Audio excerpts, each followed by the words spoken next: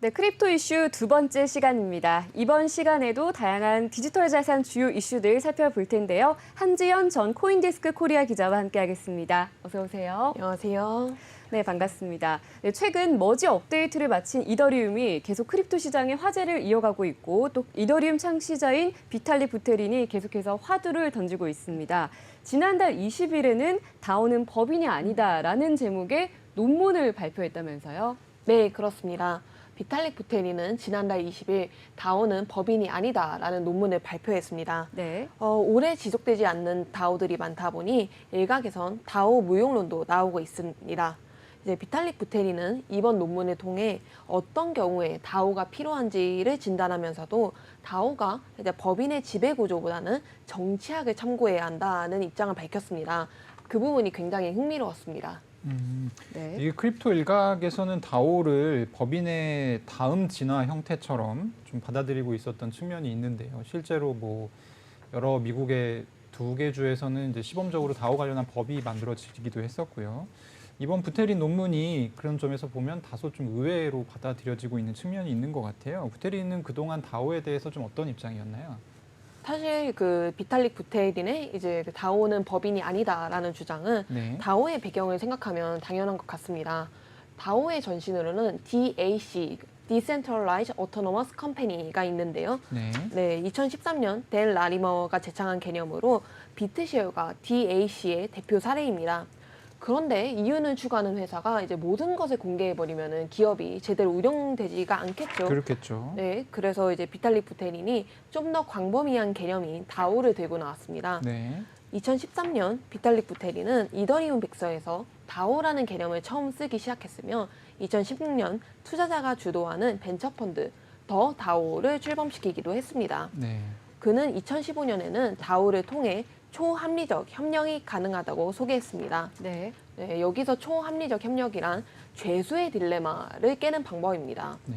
모두가 협력하면서도 동시에 합리적 결과를 얻는 것을 의미하는데요. 네. 문제는 윤리적인 사람과 이제 본인이 윤리적인 척하는 사람이 협력하는 경우입니다. 네. 그런 경우에는 당연히 윤리적인 사람이 손해를 보게 되잖아요. 그렇죠. 네. 비탈릭 부테린이 내놓은 해결책이 바로 다오입니다. 왜냐하면 다오에서는 그 알고리즘이 완전히 이제 공개되기 때문인데요.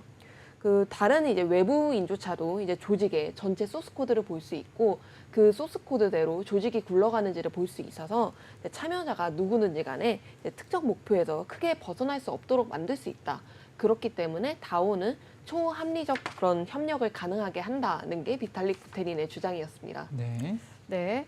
그런 비탈릭 부테린이 최근 발표한 다오는 법인이 아니다라는 논문에서 부테린은 다오가 필요한 3가지 상황을 제시했다고 하네요. 구체적인 상황은 어떤 상황인가요? 네, 그 3가지 이제 상황은 이제 컨케이브, 오목한 환경에서의 더 좋은 결정을 내리기 위한 탈중앙화, 그다음에 검열 저항성을 위한 탈중앙화, 신뢰할 수 있는 공정성으로서의 탈중앙화, 이렇게 총 3가지로 제시를 했습니다. 네. 이 컨케이브라는 단어가 좀 생소하실 텐데요. 네. 이 볼록과 오목 그래프 있잖아요. 네. 지금 이 화면에 나오고 화면에 있는 나오는데요. 그래프인데요. 네, 저 좀 자세하게 화면에- 설명해 주세요. 네, 좀 더 설명을 드리자면 네. 컨케이브는 이제 타협이 가능한 의사결정을 의미합니다. 네. 그다음에 컨벡스는 이제 동전 뒤집기로 이제 둘 중 하나의 체인만 선택해야 하는 의사결정을 의미합니다. 이게 이제 오른쪽에 있는 그래프인 거죠? 네, 이제 네. 컨벡스가 오른쪽이고 컨케이브가 왼쪽인데요. 왼쪽. 네. 뭐 예를 들어 이제 컨벡스 이제 그 둘 중 하나만 선택해야 되는 거는 네. 이제 예를 들어 코로나 상황에서 여행을 100% 허용할 것인가 아니면 완전히 허용하지 않을 것인가 둘 중 하나만 선택하는 경우가 있겠고요. 네. 이제 컨케이브는 이제 모두 그러니까 대안을 이제 좀 이렇게 조합해서 더 나은 대안을 나올 수 있는 경우를 의미합니다. 비탈릭 부테린은 이제 이더리움은 비트코인보다 컨케이브하다고 판단을 했고요. 네. 또한 이제 컨케이브한 결정이 필요한 대표적인 사례를 바로 모금해서 이제 투자하는 경우라고 생각을 발언을 했습니다. 하나의 투자처에만 모든 자금을 투입하는 것보다 네. 여러 투자처에 이제 그 자금을 분산하는 게 좀 더 효율적이다라고 본 것이고요. 네. 그런 만큼 다오가 컨케이브한 환경에 좀 더 적합하다고 봤습니다. 네. 또한 이제 검열 저항성, 두 번째 검열 저항성을 설명을 드리면 네. 다오는 이제 외부자의 공격에 이제 방어를 할 수가 있어야 됩니다. 또한 이제 장기 투자, 의존성 등도 필요한데요. 만약에 이제 다오가 1년에 한 번씩 이제 그 공격으로 인해 이제 중단이 되고 투자자들과 이용자들이 새로운 이제 프로바이더, 공급자를 찾아야 한다면 네. 네트워크의 품질이 빠르게 저하됩니다.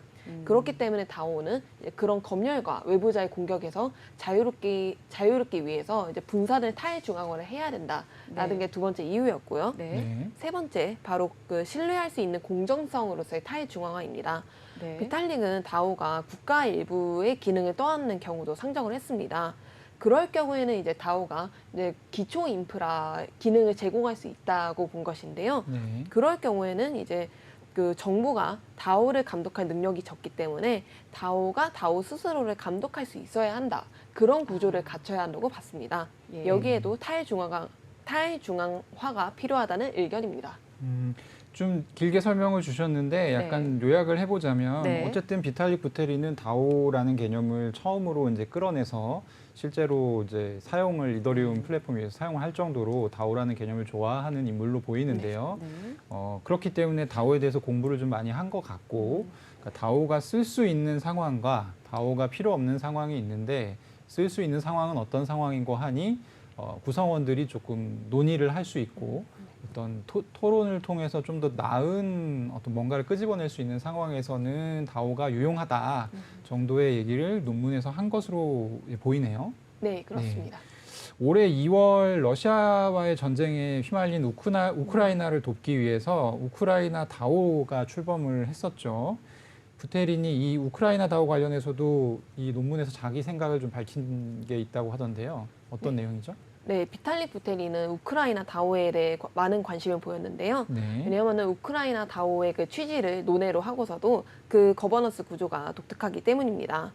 우크라이나 다오는 그 논문에 따르면 네. 우크라이나 다오는 상위에 핵심 코어를 두고 그 밑에 실무 그룹인 팟을 두고 있습니다. 네, 팟 약간 에어팟이랑 그 스펠링이 똑같던데요. 네. 그 팟의 기능을 이제 분산시킨 것입니다. 거버넌스에서 이제 그 코어가 팟을 생성할 수도 있지만 한 번 생성된 팟은 자체 네, 리더를 지금 두고 말씀 중에 예, 그림이 나오고 있어요. 코어와 밑에 있는 팟. 네. 네, 네. 그렇죠. 저 그림을 보시면 더 이해가 될 텐데요. 네. 이제 코어가 팟을 생성을 할 수는 있지만 네. 한 번 생성된 팟은 자체 리더를 두고 이제 다소 중앙화된 방식으로 작동합니다. 그러네요. 네, 그래서 부테린은 우크라이나 다오가 이제 전통적인 다층 계급 사회를 이제 리브랜딩한 게 아니냐라는 의문이 나올 수 있다고 하면서도 네. 네. 이제 팟이 이제 높은 자율성을 갖고 있고 또한 이제 코어 거버넌스도 고도로 탈중앙화되어 있다는 점에서 이제 우크라이나 다오가 기업과는 다른 방식의 조직이라고 진단을 했습니다. 네. 아까 말씀드린 그 컨케이브 컨벡스 모델을 좀 적용하자면 이제 둘 다 이제 하이브리드 된 방식인데요. 이제 코어 위에 있는 그 코어는 컨케이브 이제 여러 이제 대안을 종합해서 하나의 이제 더 좋은 대안을 마련할 수 있는 그런 컨케이브 방식이고 네. 팟은 좀 더 중앙화되어 있다 말씀을 드렸잖아요. 네. 그래서 컨벡스한 방식의 의사결정을 내릴 수 있다. 왜냐하면 네. 컨벡스 팟은 실무를 해야 되기 때문에 이거 아니면 저거 이렇게 결정을 내려야 하기 때문입니다. 네. 결국에 컨케이브와 컨벡스가 이제 섞여 있는 구조다라고 본 것이에요. 아, 네, 그렇군요.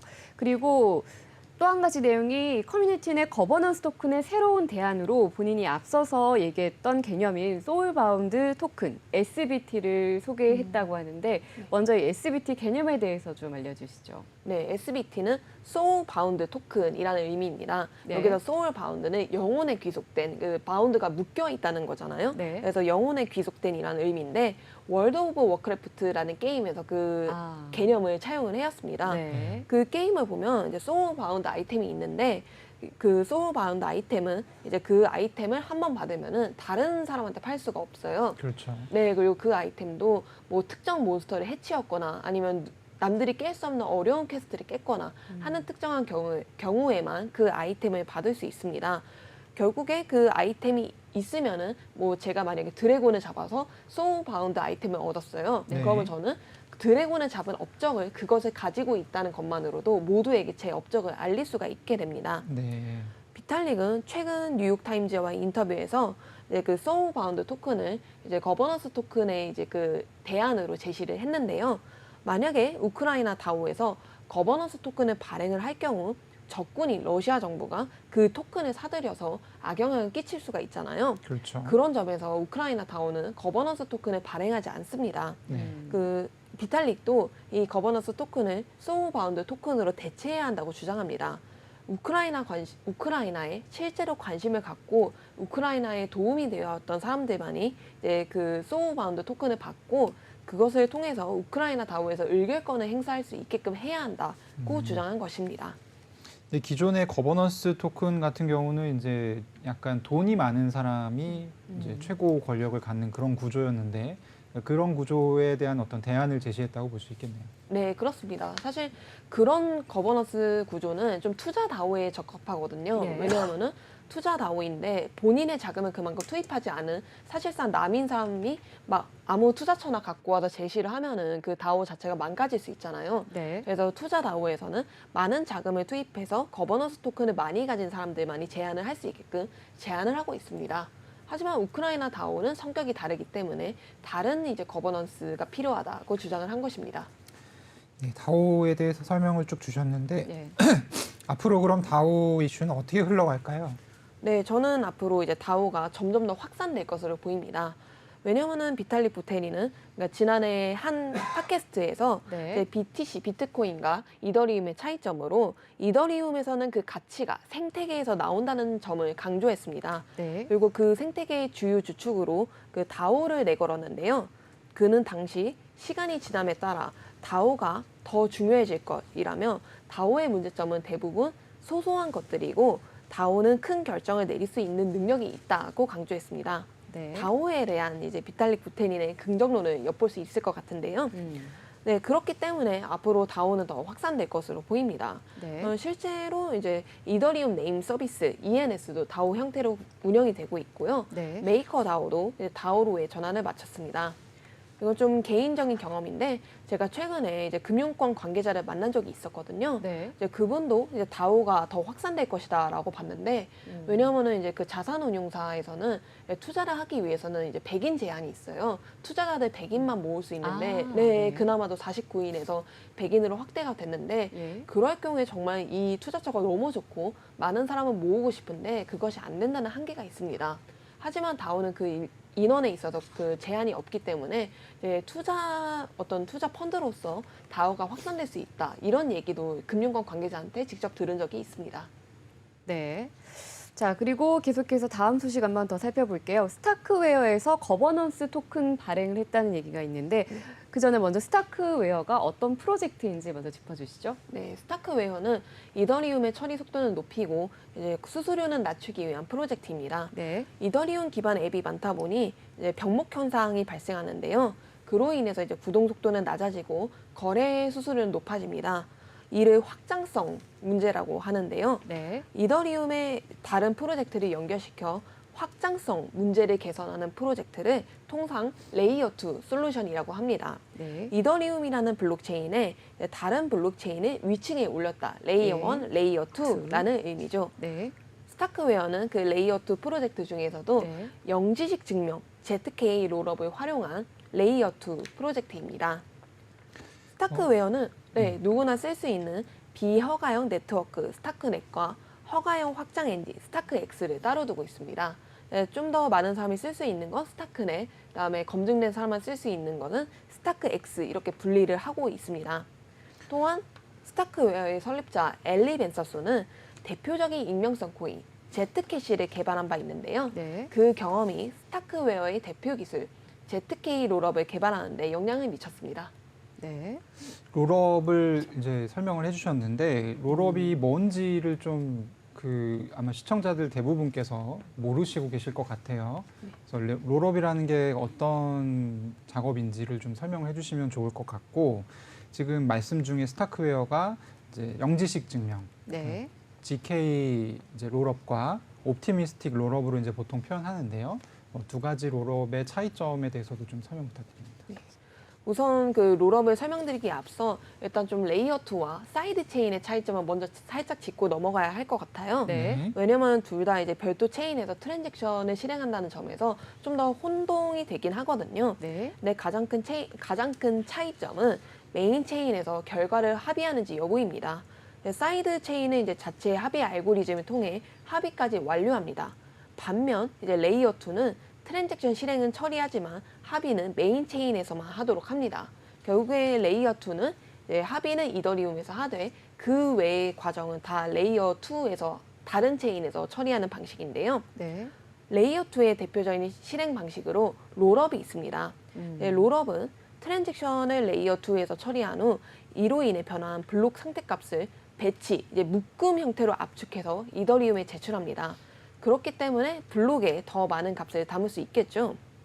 이런 롤업은 증명 방식에 따라 영지식과 옵티미스틱으로 구분됩니다. 네, 영지식 증명부터 먼저 설명을 드리면은 네. 이용자의 신원을 노출하지 않고도 본인이 맞는지를 확인하는 방식입니다. 비유하자면 제가 이제 본인임을 확인을 해야 되잖아요. 네. 그럴 때 이제 주민등록번호를 다 불러주는 게 아니고 내가 이 주민등록증을 갖고 있어라고만 보여줘도 네. 그게 인증이 되는 것과 이제 비유를 할 수 있겠습니다. 그 영지식 증명에서는 유효성 증명 방식을 사용하는데 네. 이런 영지식 증명에서는 제3자의 개입이 필요하지 않습니다. 네. 그래서 빠른 시간 안에 이제 자산 인출이 가능합니다. 이제 다만 ZK 롤업은 영지식 증명을 도입하지 않는 다른 레이어 1과는 호환되기가 좀 어렵습니다. 그렇겠네요. 네, 그럼 옵티미스틱 롤업은 네. 이제 옵티미스틱이 낙관적이다. 옵티미즘, 낙관적이잖아요. 그 단어처럼 모든 트랜잭션이 문제가 없다는 전제하에 이더리움의 모든 결과값을 제출합니다. 단 제3자인 검증인이 이의를 제기할 수 있는 기간, 이의 제의 기간을 네. 7일에서 14일 동안 두고 있습니다. 제3자 여부가 이 트랜잭션이 사기인지를 이제 판단할 수 있는 그 기간을 두기 때문에 이런 사기 증명 방식을 두고 있고 자산 인출까지 걸리는 시간이 좀 더 많이 듭니다. 네, 자, 영지식 증명과 옵티미스틱 롤업에 대해서 자세하게 설명을 해주셨는데 각각의 장단점에 대해서 조금 한 번 더 짚어주신다면 이해가 더 쉬울 것 같아요. 보통은 이제 그 영지식 증명 같은 경우는 빠르고 좋지만 뭐 비싸다, 네. 비용에 어느 정도 좀 있다, 비용이 좀 어느 정도 있다 이런 표현들을 많이 하고 옵티미스틱 롤업 같은 경우는 싸고 만들기 쉽지만 느리다. 네. 뭐 이런 식으로 표현을 하는데 뭐 기자님께서 나름대로 한번 장단점을 좀 짚어주신다면. 네, 정리를 너무 잘해주셔서 네. 근데 그럼에도 제가 좀 첨언을 하자면 네. ZK 롤업은 이제 기간이 이제 많이 걸리진 않는다는 장점이 있지만 네. 단점으로는 아직 기술이 개발되는 단계인데다 네. 앞서 말씀드린 대로 다른 레이어 1과 좀 호환이 되지 않는다는 네. 단점이 있습니다. 네. 그다음에 옵티미스틱 롤업은 이미 개발이 많이 되어 있어서 지금 당장 많이 활용할 수 있다는 장점이 있어요. 네. 하지만 단점으로는 앞서 말씀드린 대로 이제 그 검증 기간이 필요해서 네. 자산 인출까지 그 기간이 오래 걸린다는 단점이 있습니다. 네, 아까 레이어 2 솔루션에 대해서 언급을 해주셨는데 이더리움 2.0 업데이트로 확장성이 개선되면 이 레이어 2 솔루션이 필요 없게 될 수도 있지 않나 이런 궁금증이 들거든요. 아닙니다. 네. 왜냐하면 비록 이더리움이 합의 알고리즘을 이제 작업 증명에서 지분 증명으로 바꾸는 데는 성공했지만 네. 아직까지는 확장성이 크게 개선되지 않았습니다. 네. 이더리움 2.0 업데이트가 더 머지가 끝이 아니기 때문이죠. 네. 당장 상하이 업그레이드도 남아있는 데다가 향후 서지, 버지, 퍼지, 스퍼지 등 4단계가 남아있는 것을 고려하면 네. 적어도 2년이나 더 걸릴 것으로 보입니다. 음. 비탈릭 부테린도 레이어 2의 필요성을 강조합니다. 네. 그는 올해 8월 한국에서 열린 비들아시아 컨퍼런스 2022에서 레이어 1에서 수수료를 줄이고 거래를 효율적으로 만드는 등 모든 것을 담당하려고 하면 중앙화 리스크가 생긴다고 경고했습니다. 네. 비탈릭은 그 레이어 2인 롤업 중에서도 영지식 증명 방식이 미래에는 옵티미스틱을 완전히 대체할 것으로 내다봤습니다. 네. ZK 롤업 기술 방식이 완전히 개발되기까지는 시간이 많이 걸리겠지만 단기간에 자산을 출금할 수 있다는 점을 가장 큰 장점으로 본 것입니다. 네. 네. 스타크웨어 같은 경우는 이제 말씀하신 GK 롤업의 약간 명가, 맛집 같은 존재인데요. 그렇다고 하면 이번에 거버넌스 토큰을 이제 출시를 했고 거버넌스 토큰의 의미는 스타크웨어에서 이제 내리는 어떤 의사결정에 끼어들 수 있다는 얘기잖아요. 네. 그렇다고 하면 뭐 어느 정도 가격이 형성될 것 같은데 단순 투기 목적으로 이 토큰을 사는 경우도 있을 것 같은데요. 네, 스타크웨어는 그에 대한 대책을 이미 마련했습니다. 네. 바로 새로운 토큰에 대한 에어드롭을 하지 않겠다고 선언한 것입니다. 네, 통상 프로젝트들이 새로운 토큰을 출시하면 이제 많은 사람들에게 알리기 위해 특정 조건을 충족한 사람들에게 이제 무상으로 지급하곤 합니다. 네. 그것을 에어드롭 이벤트라고 하는데요. 네네. 그러나 스타크웨어는 스타크넷에 기여한 정도에 따라서만 토큰을 분배하겠다는 계획을 밝혔습니다. 공급량 중 32.9%는 핵심 개발팀, 자문단, 개발 협력사에게 지급되며 17%만이 스타크웨어 투자사에게 돌아갑니다. 토큰으로 수익을 거둘 수 있는 조건도 까다롭습니다. 권리 확정 기간 4년 동안은 토큰을 처분할 수 없습니다. 네. 또한 최소 1년 동안은 스타크웨어에 기여해야지만 토큰 권한을 행사할 수 있습니다. 무임승차자를 막겠다는 취지인 것이죠. 스타크웨어는 이런 이제 대책을 마련을 해뒀고 네. 당초에는 이제 9월 중 이더리움 기반 토큰을 출시한다는 계획이었습니다. 하지만 기술 최적화를 이유로 이제 한 달 연기한 것입니다. 네, 그렇군요. 그리고 앞서 우크라이나 다오 관련해서 비탈릭 부테린이 주장했던 것과 연결지어서 질문을 드려보자면 꼭 이 거버넌스 토큰이 있어야만 탈중앙화가 가능한지 이 부분에 대해서는 어떻게 생각하시나요? 네, 업계에서는 통상적으로 이제 거버넌스 토큰이 있어야 탈중앙화가 가능하다 네. 이렇게 주장하곤 합니다. 네. 그 이유를 들자면 이제 거버넌스 토큰이 이제 의결권처럼 이제 사람들에게 그 의결권을 부여할 수 있는 데나 네. 또한 이제 거버넌스 토큰을 이제 시장에서 나중에 판매도 할 수 있잖아요. 그렇죠. 그 거버넌스 토큰이 일종의 의결권이자 이제 보상이 되기 때문에 네. 이제 그 거버넌스 토큰이 있어야만 좀 네. 탈중앙화를 이룰 수 있다 이렇게 보는 입장이 많습니다만 네. 이제 비탈릭 부테린이 올해 소울 바운드 토큰이란 개념을 제시를 했잖아요. 그렇죠. 그렇기 때문에 네. 앞으로는 그 꼭 거버넌스 토큰이 아니라 소울 바운드 토큰을 적용한 다오들도 많아질 것으로 이제 보입니다.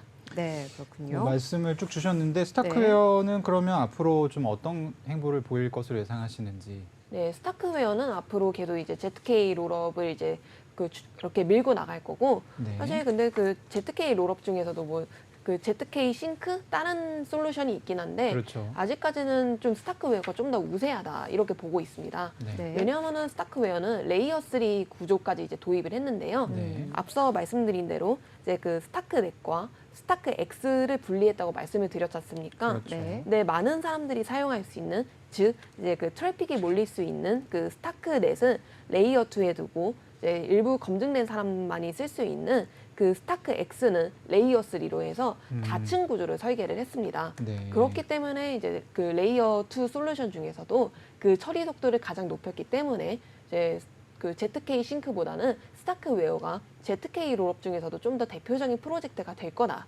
이런 그 시선들이 많고요. 네. 앞으로 스타크웨어도 계속해서 이제 이더리움의 확장성 문제를 개선하는 데 주목할 것 같습니다. 네. 네, 지금 뭐 여러 가지 얘기를 주셨는데 사실 이제 레이어 2니 레이어 1이니 뭐 레이어 3까지 얘기가 나오고 있습니다만은 네. 뭐 레이어와 관련해서는 일단 기본적인 이더리움 블록체인의 발전이 어떻게 이루어지느냐 이게 가장 중요한 요소가 될 것이고요. 이 스타크웨어 같은 경우는 그런 측면에서 지금 일시적으로 좀 우위를 점하고 있는 그런 기업으로 생각을 하시면 좋을 것 같습니다. 왜냐하면 또 이게 저희가 너무 좋게 얘기를 하면 또 저게 좋은 건가 보다 뭐 네. 이런 생각들을 하실 수 있으니까 저희 오늘 그 함정 기자님 나온 김에 오늘 이제 갑자기 앱토스가 메인넷을 공개를 했잖아요. 네, 저희가 주요 뉴스에서도 그 전해드렸었죠. 주요 뉴스에서 저희가 다뤘었는데 네. 함정 기자님이 국내에서 또 앱토스를 많이 다루셨던 전력이 있으셔서 몇 가지 좀 질문을 추가로 드리려고 합니다. 네. 네. 일단은 그 많은 분들이 좀 궁금해하실 것 같아요. 도대체 뭐길래 사람들이 이렇게 앱토스 거리느냐 간략하게 설명을 좀 해주신다면. 네, 일단 한마디로 설명하자면 앱토스는 구 페이스북, 지금은 메타죠. 네. 그 메타의 스테이블 코인 DM의 DNA를 이어받은 이제 프로젝트입니다. 네. 그래서 이제 주목을 많이 받는데요. 앱토스를 좀 더 설명을 드리면 이더리움의 대안으로 주목받는 레이어 1 프로젝트입니다. 네. 앞서 소개한 스타크웨어가 이더리움의 보충제 역할을 한다면 네. 앱토스는 대체제 역할을 하겠다 이렇게 볼 수 있는데요. 네. 레이어 1에 대해서 조금 더 설명을 드려야 할 것 같아요. 네. 네, 블록체인은 합의, 연산, 세틀먼트, 데이터 가용성 이렇게 4가지 역할을 수행합니다. 네. 그 역할을 이제 여러 블록체인으로 나누는지 아니면 단일 블록체인에서 하는지에 따라 모듈러 블록체인, 그다음에 모놀리틱 블록체인으로 구분합니다. 네. 앱토스는 그 모든 것을 하나의 그 체인에서 수행하는 모놀리틱 블록체인입니다. 네. 이더리움도 원래는 모놀리틱이었으나 점차 스타크웨어 같은 레이어 2 솔루션에 연산 역할을 맡기는 식으로 이제 모듈러 체인으로 넘어가고 있습니다. 그렇죠. 네. 앱토스는 그동안 이제 4단계의 인센티브 테스트넷을 진행하고 있었는데요. 네. 그중 3단계까지 마쳤으며 오늘 메인넷까지 공개하는 데 성공했습니다. 네. 이제 마지막 단계는 메인넷 배포 전 테스트 및 디도스 방어인데요. 네. 그 4번째 단계는 메인넷, 이제 이미 출시가 됐잖아요. 네. 메인넷과 함께 병행이 됩니다. 앱토스 최초 토큰은 총 10억 개가 발행됩니다. 그중 13.48%는 투자자, 19%는 핵심 기여자, 51.02%는 커뮤니티, 16.5%는 재단에 할당됩니다. 네. 지금 지금 화면에 앱토스와 이더리움과 솔라나에 대한 어떤 이 표들이 나오고 있는데요. 네. 재밌는 것이 솔라나가 이더리움 킬러를 자처하고 나온 음. 팀이고 앱토스는 솔라나 킬러를 자처하고 나온 팀입니다. 네. 그래서 이제 그런 걸 좀 같이 보시면은 되게 재밌을 것 같고요. 음. 앱토스 같은 경우는 메인넷 출시 전부터 여러 투자사로부터 대규모 투자를 유치해서 또 화제가 됐었잖아요. 이렇게 사람들이 투자를 많이 했던 이유가 뭔가요? 네, 앞서 말씀드린 대로 그 실리콘밸리 출신들이 이제 개발한 프로젝트다라는 점에서 이제 각광을 받은 것인데요. 앱토스는 올해 3월 국내외 투자사로부터 약 2억 달러, 2,800억 원 규모의 투자를 받았습니다. 네. 이로 인해 개인 투자자에게는 사전 판매를 할 이유가 없어서 실제로 앱토스 토큰은 사전 판매를 하지 않았습니다. A16Z, 그다음에 FTX 벤처스, 코인베이스 벤처스, 팍소스, 해시드 등 유명 업체들이 투자에 참여했습니다. 네. 네, 앱토스는 아까 실리콘밸리 그 출신들이 이제 개발한 데다 네. 그다음에 메타 출신의 개발자들이 창업한 회사이기 때문에 네. 사실상 2018년에 태동한 프로젝트라는 관측도 있습니다. 메타가 추진하던 스테이블 코인, DM 기술을 토대로 하기 때문입니다. 이 앱토스는 메타가 자체 개발한 프로그래밍 언어 무브를 적용했습니다. 무브는 러스트를 앱토스 블록체인에 최적화하도록 이제 변형한 프로그래밍 언어입니다. 러스트는 보안성이 높다는 장점은 있지만 솔리디티처럼 블록체인 전용 프로그래밍 언어는 아닙니다. 네. 물론 솔라나는 러스트 기반이긴 한데요. 이에 메타는 러스트 기반으로 무브를 개발했는데 솔리디티보다 이제 보안성이 높고 검증 툴을 통해 개발자의 의도대로 이제 코드를 작동시킬 수 있습니다. 네.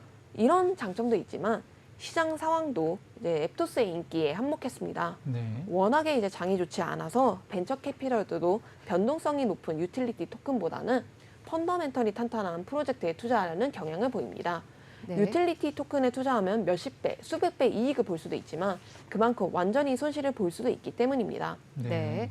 이건 좀 우스갯소리인데 네. 제가 어떤 크립토 투자 업체 분을 만났어요. 그래서 최근에 어떤 프로젝트에 주목하고 있어요? 라고 물어봤더니 당연히 말을 안 해주시고 대형 프로젝트예요? 라고만 얘기를 하시는 거예요. 그래서 제가 앱토스죠? 그러니까 눈이 커지시더라고요. 네. 그래서 제가 수의도 참여하세요? 그랬더니 또 더 놀라시는 거예요. 어떻게 네. 다 아시냐고.